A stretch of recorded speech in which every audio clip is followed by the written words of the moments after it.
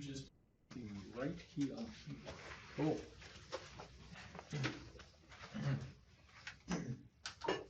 Hello.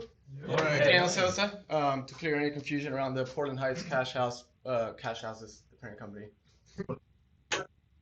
Portland Heights is our brand structure. So let's hop in. I wanted to start with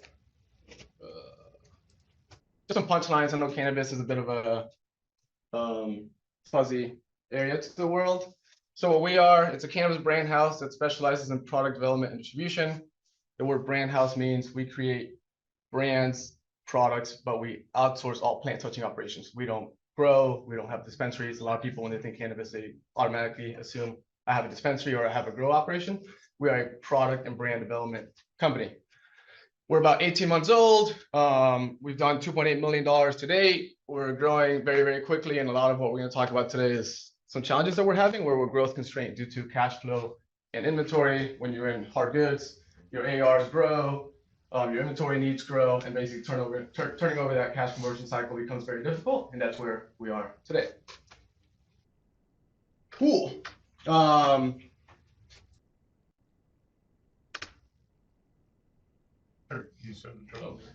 don't want to hit anything else. There you go. Cool.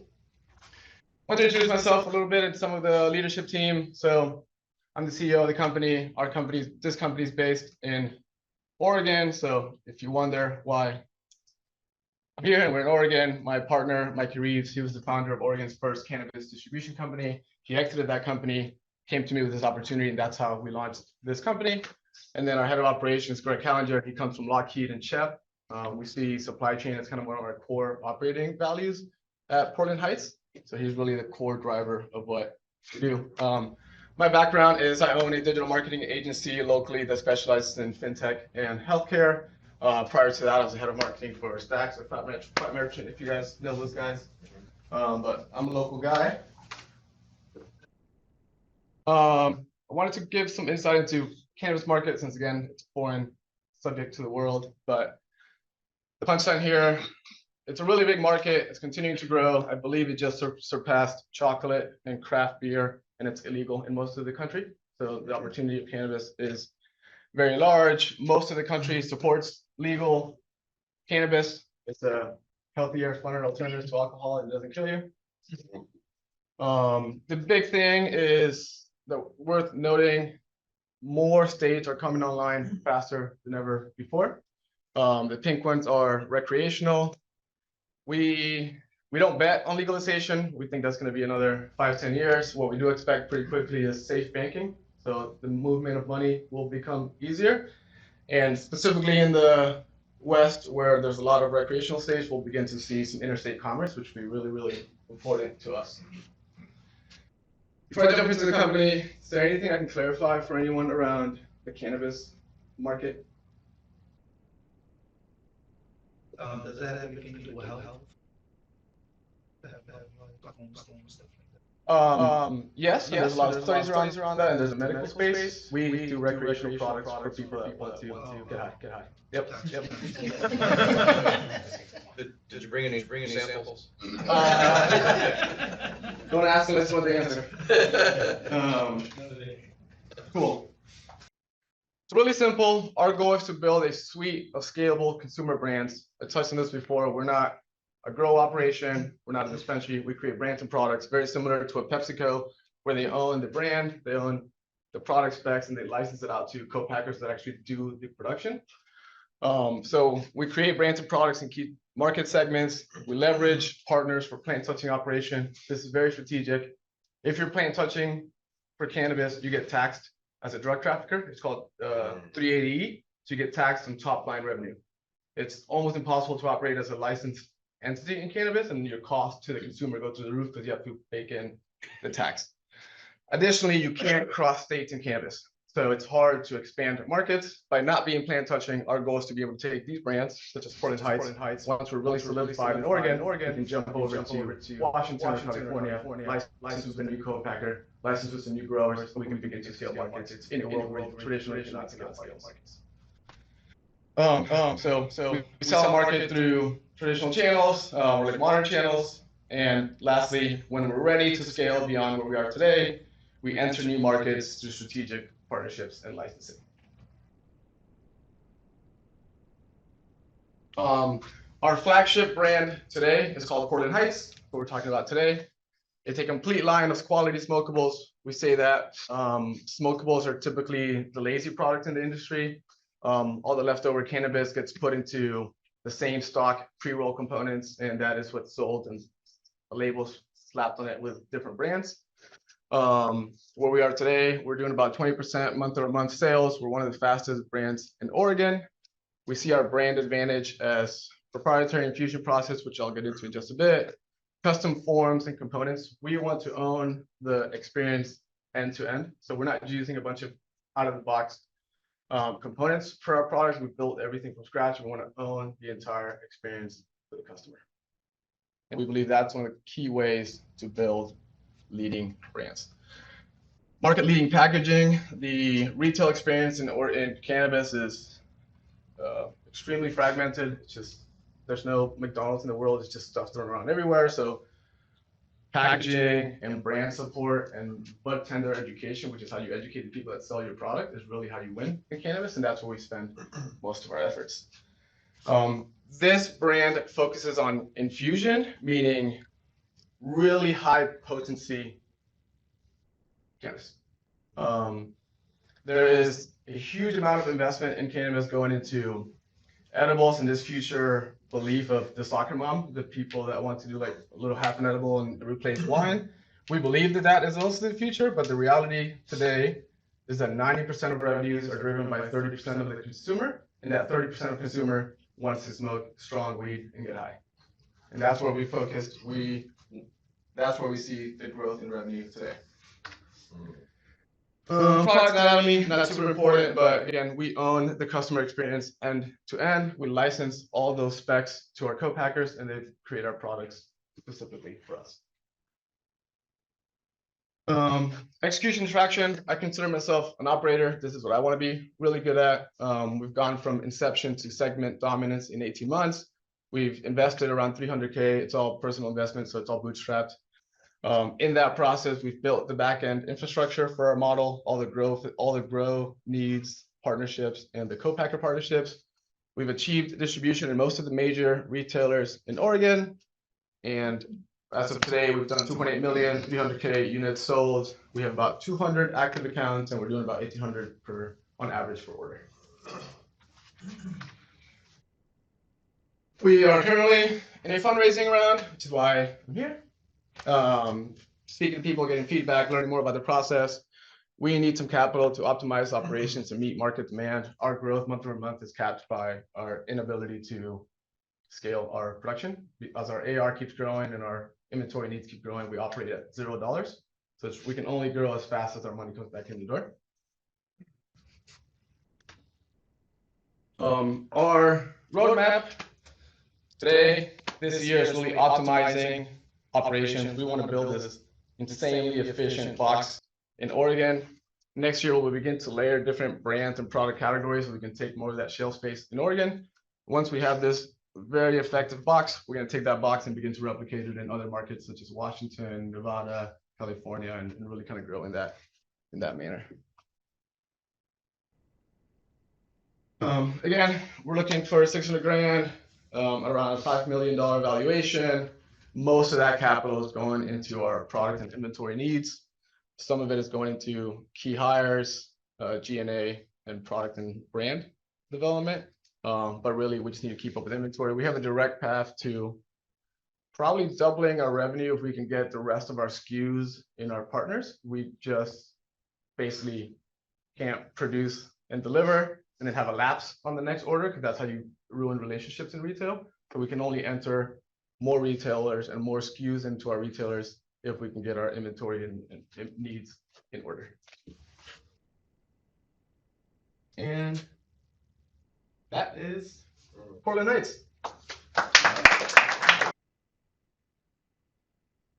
So you're located in Oregon, and so how much of your business is in Oregon? 100%. Today, you cannot do interstate commerce. Right. We could and have had opportunities to enter some other states through licensing, Right. but we don't want to make our lives difficult. It's just easy for us to keep growing in Oregon because we are growing. Right, and you're purely cannabis, you're not CBD, you're not, gummies, you're not all that other stuff, you're smokable cannabis.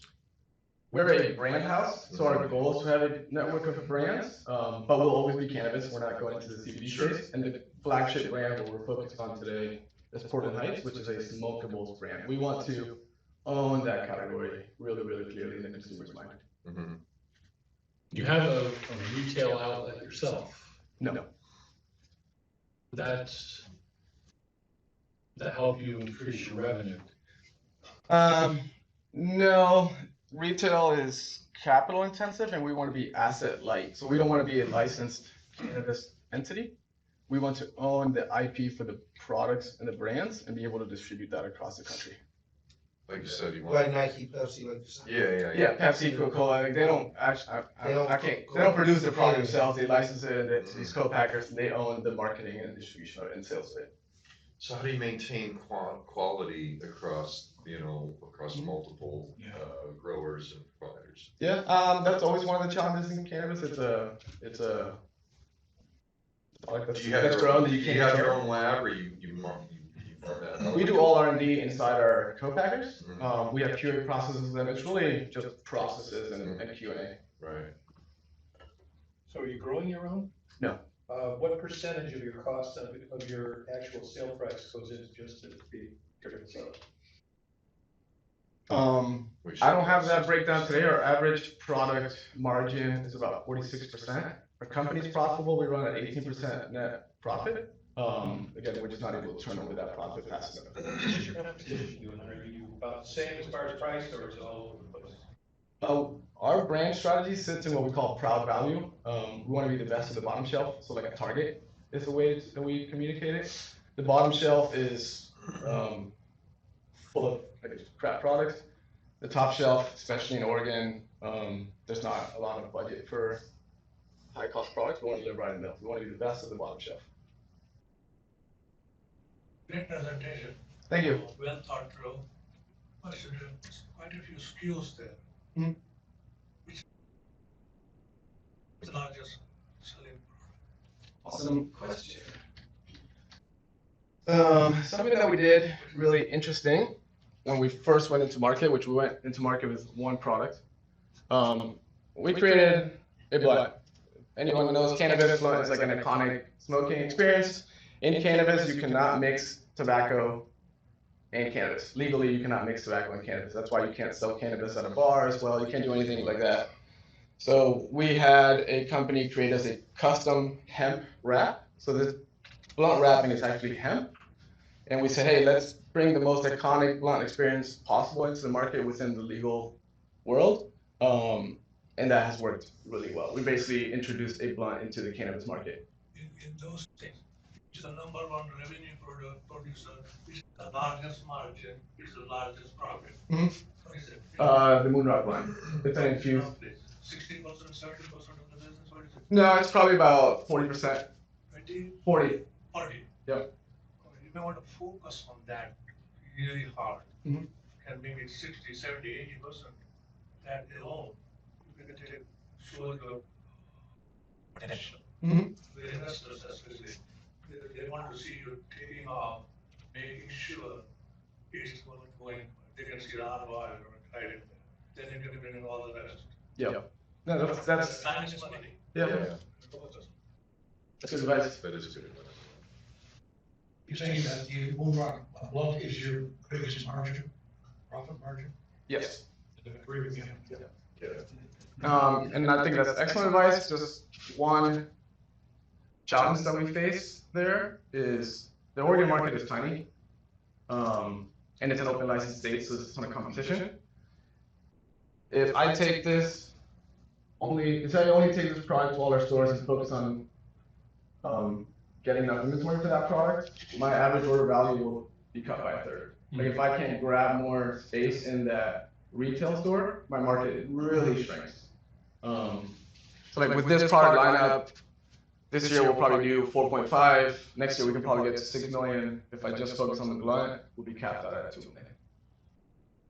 So we have all these other states that have legalized it, Mhm. and you can't cross state lines. Have you thought about starting up separate businesses under states that you can get a good markets? So the beauty of our business model is we can cross states. Portland Heights is a brand licensing company that can cross states. Today, there's no reason for us to cross states. We do. So the product still has to be made in the state and then Yes. name on it anywhere. Setting up the operations in another state, so now you've got a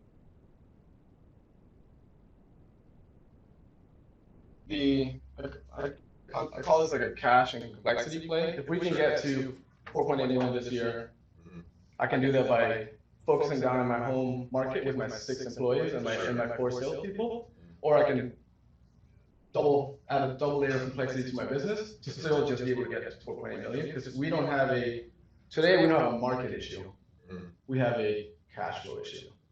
Once we tap out the market, then I can go and then I want to say, hey, okay, we capped our Oregon at 10 million. Let's go grab another 10 million in Nevada or Washington.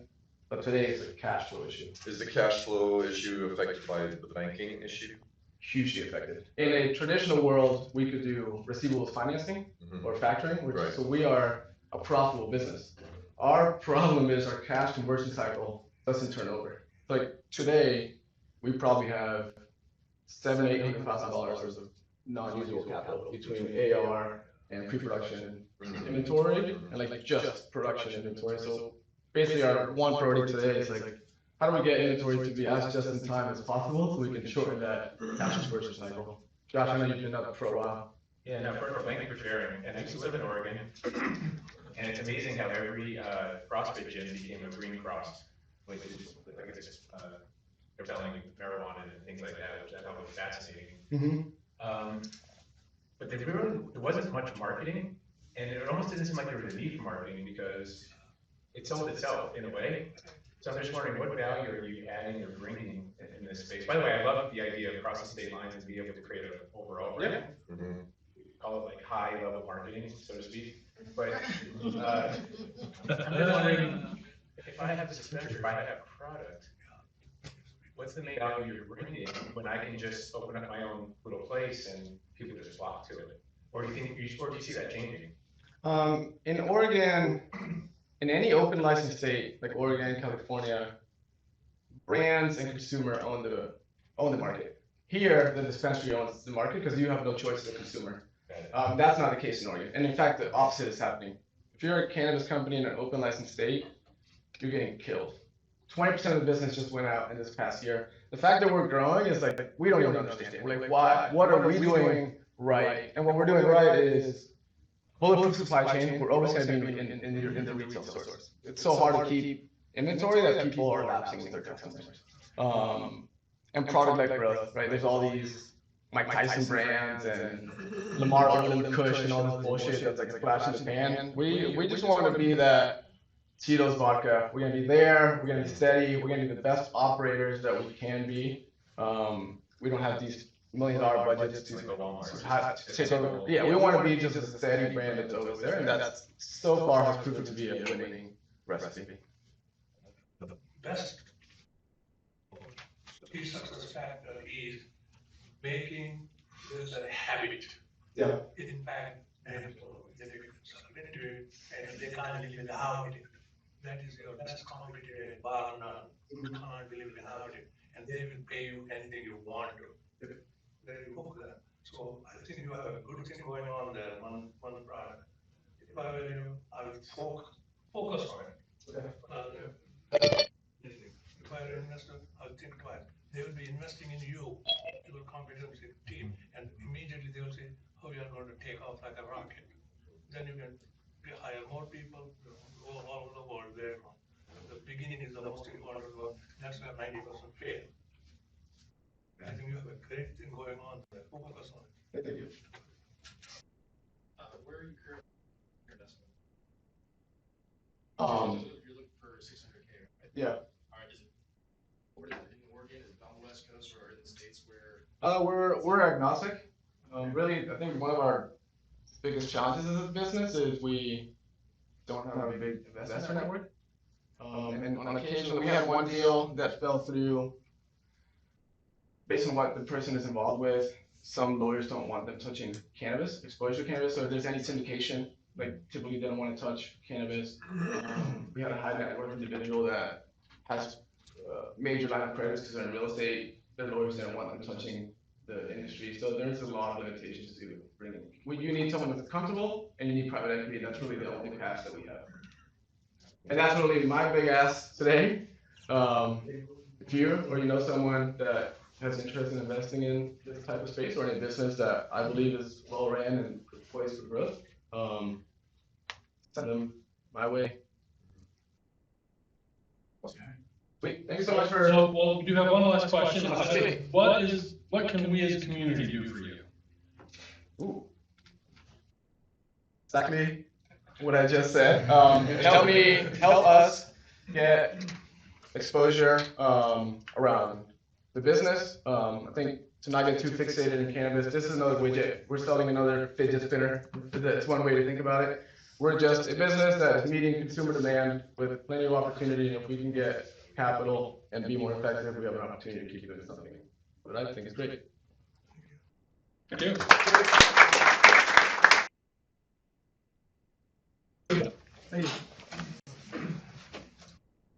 Anybody is curious, the inventor and original, I don't know if this distinction is patentable, but the inventor of the fidget spinner lives in Winter Park. She made no money off of that thing. What else did? All right, next we are gonna hear from Bob Whitcomb. Yeah, I don't think she ever got the patent on it. So she just made it and shared it, and they made it slightly different, patented it, and made it, and they got rich. Well, hey everyone, my name is Bob Whitcomb. Hey. And who is Bob? Well, I would say I'm probably the most creative juggler the world has ever seen because of my attention span, and I'm dyslexic. So, and I'm ambidextrous too, so don't forget that. So I've been to the White House a couple times. I'm the only one ever to toss eggs at the White House and be invited back. So on America's Got Talent first season, I built this stove, flaming frying pan, raw eggs, cooking up a well-balanced breakfast. Here at the Pentagon, had an opportunity to perform there. I had some weapons smuggled in, we can't talk about, but I did command a missile launch that they did not see coming. Another story. Here's one world's strongest juggler on Ripley's Believe It or Not. I juggled 3 16-pound bowling balls for an endurance record of 62 catches on an international television show. Been traveling the world, excuse me, as an entertainer. As you can tell, got up to 444 pounds. I had a surgery done, and I've lost 222 pounds in 22 months. I'm half the man I used to be. So, not only lost that, but I lost muscle mass and bone density, and when I got out, I could hardly lift my arms. So I thought my career was over. So I've been working on other things, didn't COVID hit, all that. So I went to my next resource, which was creativity using my phone to take pictures, and found mirrors to be fascinating. So I have a mirror company, Atlas Glass and Mirror in Altamont Springs, that says, we'll make any shape mirror you want for free in exchange for cool photos. So I said, you're on. And I've been doing all that for quite a while, having fun with it, trying to get it to where it's available for your walls or mugs or t-shirts and all that, and trying to make money. I don't need the money, so all people I owe who need it. I need a room here, all right? Here we go. So I'm trying to work on that, but I also found that I could either lay on the couch and say, because of my surgery, because of my age, I'll never get back to any strength at all and say it'll never work. Or I can say, you know what, I believe that it will, and it takes faith and it takes work, and I forgot about the pain and suffering. But every day I'm working out, mostly swimming, and I am getting stronger. I'm getting my game back, and I'm feeling like I've got more energy than ever. I used to be a soccer player, soccer coach. Now I'm getting my soccer game on. And my goal is to be able to travel the world and be a blessing to people by being able to share the art, share the talent. And years ago, I was, let's see if this is it. Here we go. Back in the 80s, street performer in the streets of Europe, had a backpack, all my stuff, traveled around, put out my hat, which was great. But you have to go to the right spot that's legal, that understands your language. You have to compete with everybody else on Saturday night to get the spot, the weather, the crowds, all that. Well, today things have changed. We now have virtual hat passing. We've got puns for funds, pay to go away, dollars for distance. The more you give, the further away I'll go from you. Just smiles for miles. And we're at 43,750 miles away from Rio de Janeiro, which I plan to go in 6 weeks. I have to raise the support to do so. So we're doing the virtual hat passing. So I'm going to do a little juggling for you now. And as you saw the stove, the frying pan, the flame, very hard to find a place where you can be flaming the torch on the ceiling. So I've redesigned a new one. It's portable, it's small, I can travel with it. It's my bucket list. And as I collapse down, so does my bucket.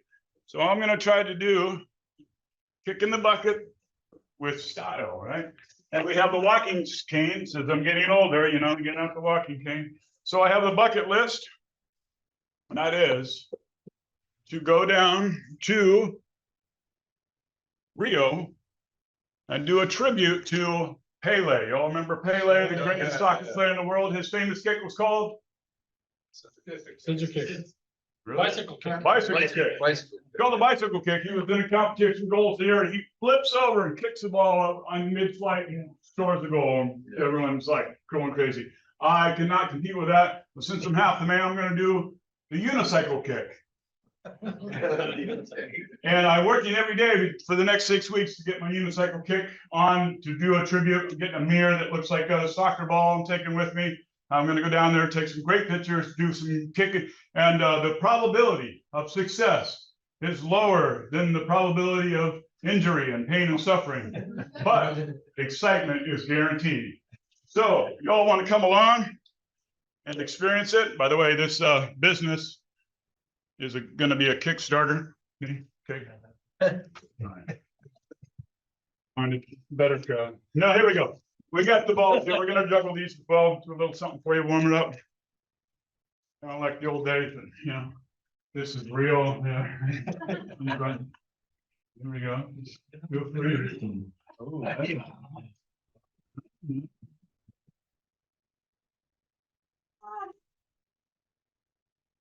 Feel free to applaud at any time.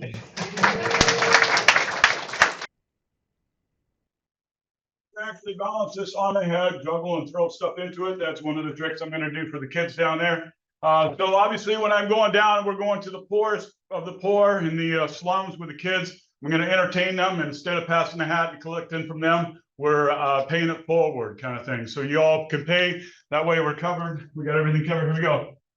5. All right, ready? Drum roll on the tables.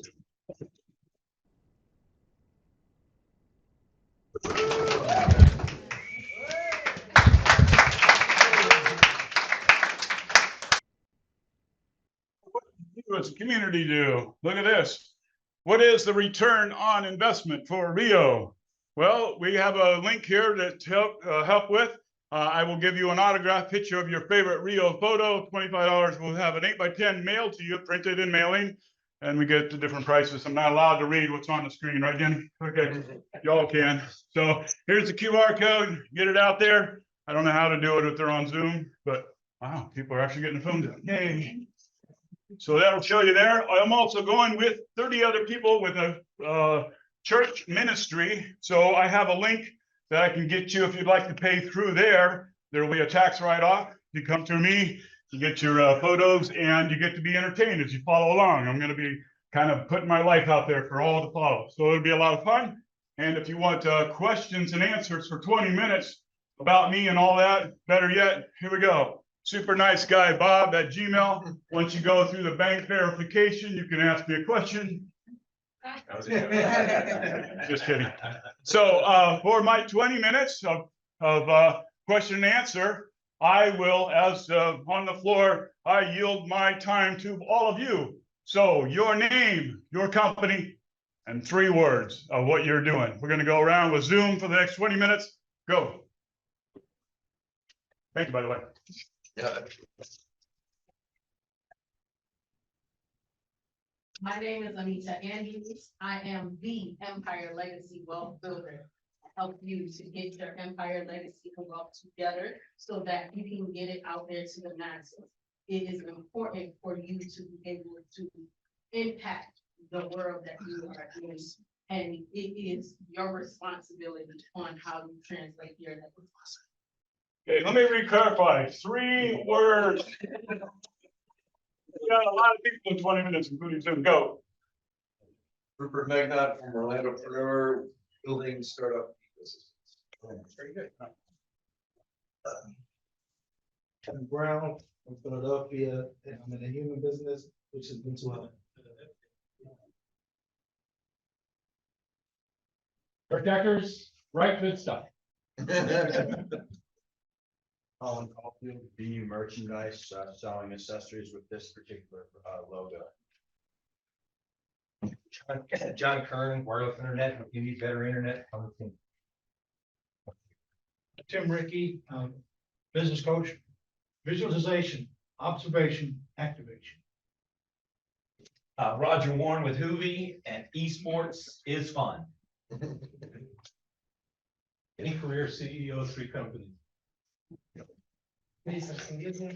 AI, 2 words.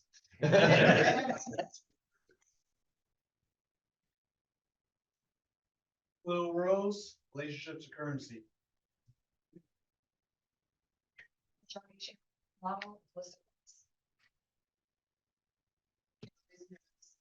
Serve girls psychology. Develop that Keystone Financial, protecting business owners from. And Buna, East, consulting, but that's best. Roman EQ Consulting International, business brain consulting. Clayton, I heard garages, forget 3 words. Why buy one unit when you can have 2, the one that's paying back?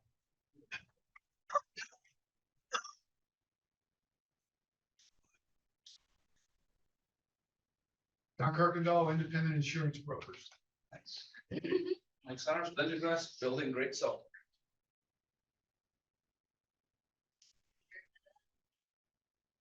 Randy.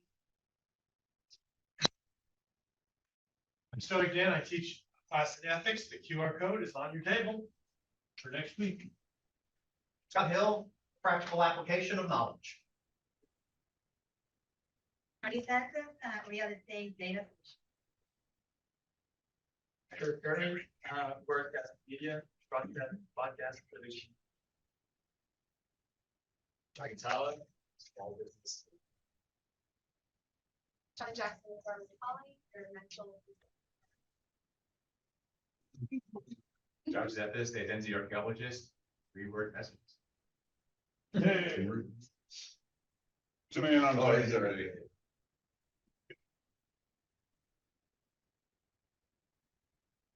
Get the Zoom people on. There we go. All right, Jane, Chris, and John. Jane, you first. Thank you. Jane Tracy, Orange County Library System, Learn, Grow, Connect. Chris. All right, Chris Rhoda, IMF. Manufacture and deliver happiness.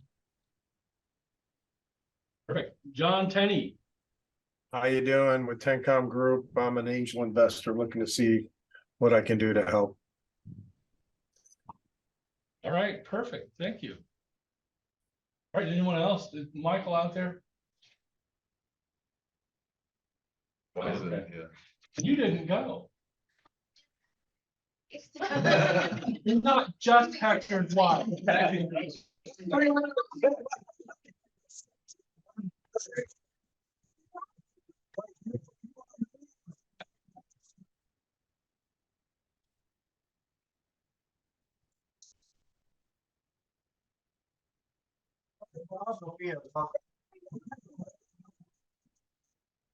So Bob, how'd you get started juggling? I guess My father at one time at the dinner table mentioned a guy named Houdini that could get out of anything. I'm like, well, I want to know how to get out of anything. So I became fascinated with him. He was all about getting publicity, and I grew up with that. As a small child, they had an International Brotherhood of Christian Magicians conference in my hometown. I could ride my bike down there and hang out with magicians for a whole week. They all wouldn't tell their secrets, but there was a juggler there that said, I'll show you 5 balls. Guess what? You have to learn it as hard as I did. You know, it's not like it's hard work. So I got into that. And as my dad was a author, seminary professor, and a speaker, has traveled the world taking pictures of groups, but not the, Mona Lisa behind them or whatever, So I saw his comfort on stage and said, I can do that, but my intellect, forget it. I'm dyslexic. I don't like to read. So I've never read any of his books, but I've listened to all audio, video, all that. So yeah, I'm just following in my father's jet steps. There you go. Excellent. Point of information, most people don't know that maybe the greatest juggler ever was W.C. Fields. Right. He used that title, world's greatest juggler. He also kept his library in his bathroom.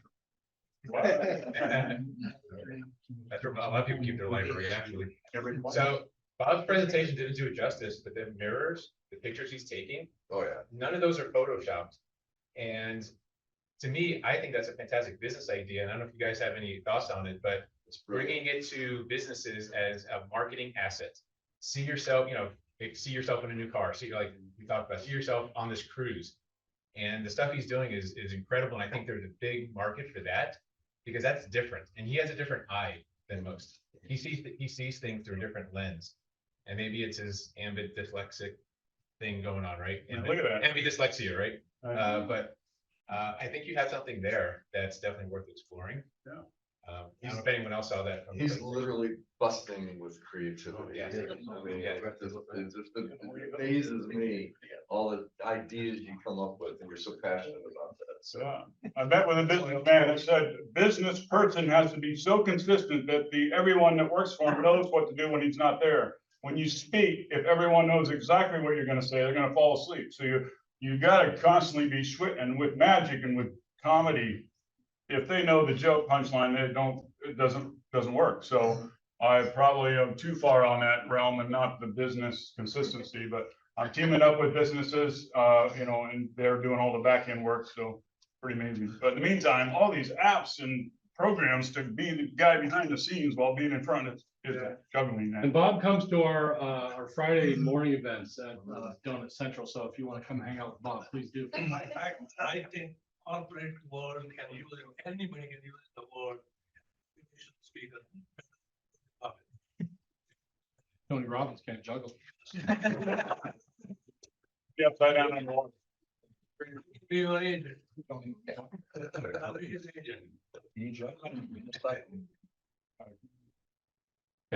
the unicycle stuff. You've been doing some things with unicycles lately. Yeah, actually, there's a guy in town that has a company. He's actually a retired attorney doing painting because he can.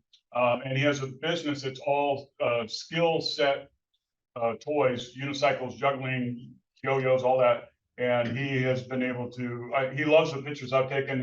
I said, he goes, can I pay you some money for it? I said, you're a retired attorney, give me a licensing agreement that I can use for any photo, any company. And he did. And now I've been selling these unicycles, and I can, since I'm half the man riding a unicycle, and since I'm dyslexic and everything's backwards, I'm trying to learn to ride it backwards. So the stove on my head, nobody does that, but how do I sell it to everybody? So the mirrors is more of a thing of, get on your mug or t-shirt or hat or whatever. So that's it, replication. Because when my dad spoke, he could sell his books and tapes and whatever he's got. I just go out and do a show and get nothing in return. There's not that residual thing. So I'm just trying to do it so I can build and, travel the world. Yeah. We need to help you find a business message, a corporate message that you could take to companies and talk about, multitasking and do some juggling with it, or, how do you juggle priorities, but tie the thing that you do into the thing that they need to hear. Yeah, and it wasn't until recently that I knew I could even get back out on stage and juggle and get, the energy, it's just the more I work out, the more it's like, hey, I'm a kid again. I better enjoy this. It ain't gonna last. Hey, Jane, do you think the library could appreciate having Bob over and telling the kids his story and stuff like that? You're muted. We have an events and programs department that schedules. I'll share the link. Just a moment, please. I actually did the library there years ago through their summer reading program. I thought you did, Bob. I think I saw you and I recognize your voice. I don't know if you realize that in addition to your many talents, you also have a great voice, which I noticed as an oral historian. But let me share the link. Thank you. You're welcome. Thank you. Yeah, is it AM or FM radio?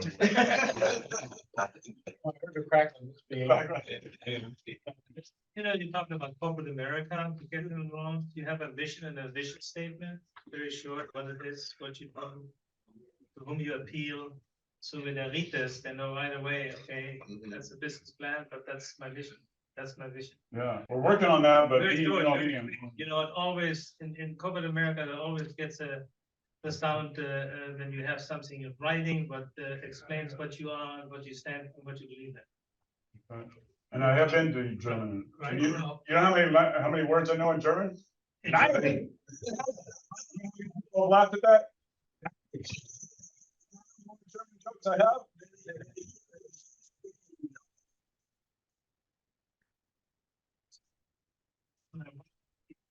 In German, then all of a sudden, was kaputt. Daniel and then Sean.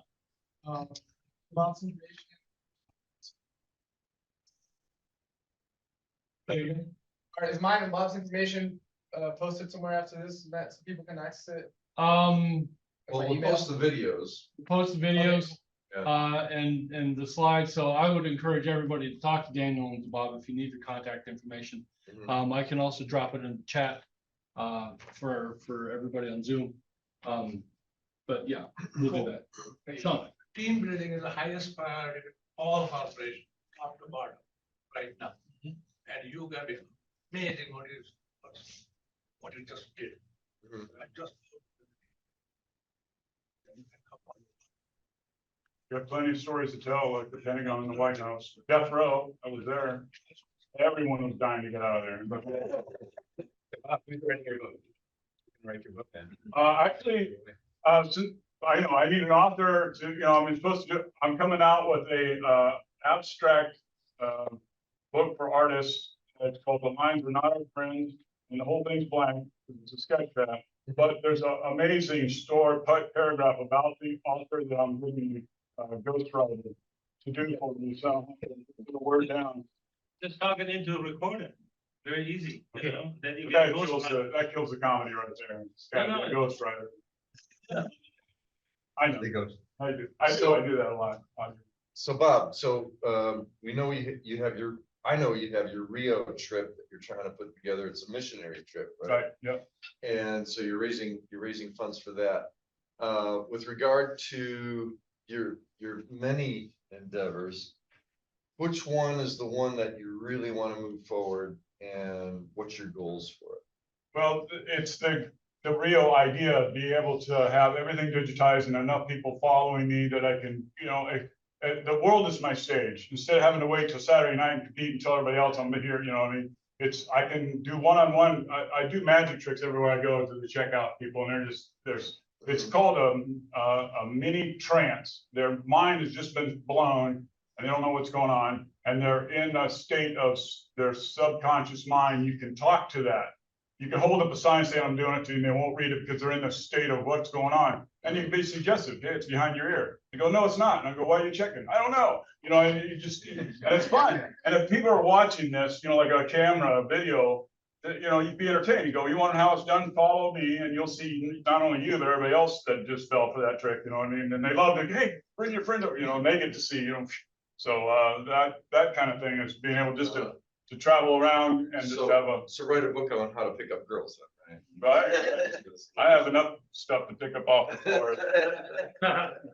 Actually, I did juggle 3 girlfriends for a while and I didn't see any of them for like a month until the swelling went down. All right, anyone else? Please, somebody go. I've silenced the room. All right, so we are looking for speakers for next week. So if anybody wants to give a presentation next week, we've got to get you into the system, but also talk to Josh this morning. And so you can set up a time where you and he can talk about your slide deck. And then once you get approved, then you're going to go immediately and schedule your session. So the sooner you can make that happen, the sooner we can start promoting, because I start scheduling tweaks and updates today. So I can hold off for a couple of days if I know you're going to present. So please see Josh as soon as you can. I would say download the chat, but there wasn't much of a chat, and so other than me saying please check in. And so if you want that, email me. Otherwise, join us on meetup.com because that's where we post a lot of our announcements. We also post on Facebook. But if you run a Facebook page and you didn't know this, Facebook throttles your reach of your messages to about 1% of your total audience. So if you have 100 people like your page, one person will see your updates unless you pay to boost it. And I remember when Facebook first launched pages and they said, hey, everybody, come make a business page. It's free. And everybody who likes your page, when you post, everyone will see it. And then a year later, they said, half the people will see it. And the year after that, a quarter of the people. And now we're down to 1%. So we focus a lot of our attention on Meetup, but we are on Facebook. You can make sure you see our messages if you go to the 1 Million Cups Orlando page and then click following. It's up in the upper right. Click the following button, and that will put our messages into your feed. So if you're on Facebook, when we post it, then you will see it. Right now, only a few of you are seeing it. Finally, connect with somebody that you met here today. Invite them to coffee, invite them to lunch. Sammy and I are going to go to the Foxtail Coffee just right over here on Colonial right after this. But go meet somebody, get to know them, start passing referrals back and forth. That's how we build our community. That's how the Orlando startup community and the Orlando entrepreneurial community has been rated the best or a startup community in the country by Wallet Hub. So I am excited to be a part of that, and I'm excited for everyone else to be a part of it as well. So thank you very much, and we will.